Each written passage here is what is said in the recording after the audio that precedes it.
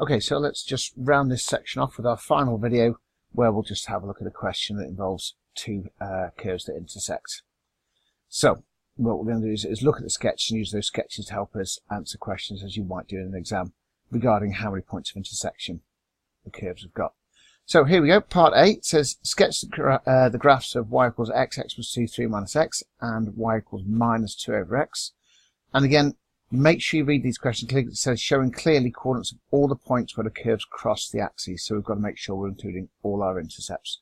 And in part B, we've got to make a judgment about how many real solutions there are to that equation. But we'll come to that in a second. So part A. Okay, let's go through our process again. What kind of curve are we looking at? It's clearly a negative cubic. Negative because we've got a minus x here. So we've got x times minus x giving us the negative cubic. When x is 0, y is 0, because we've got 0 times 2 times minus 3, but because that one's a 0, the whole thing when x is 0 is y equals 0. And when y equals 0, we've got our equation to solve, and it gives us those three solutions. So that's all the same as what we've done before.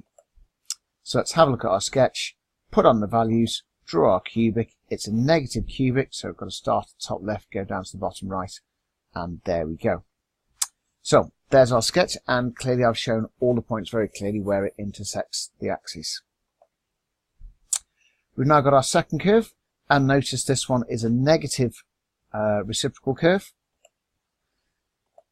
and so that means it's going to be appearing in those two quadrants. The minus 2, like the kind of the 2 part of it, yes, it's a stretch, but because it doesn't cross the axes, it's not particularly easy or relevant to show how much to get stretched by, so it is just a sketch. And so what we've got there is absolutely fine. It does look the same as just your basic reciprocal.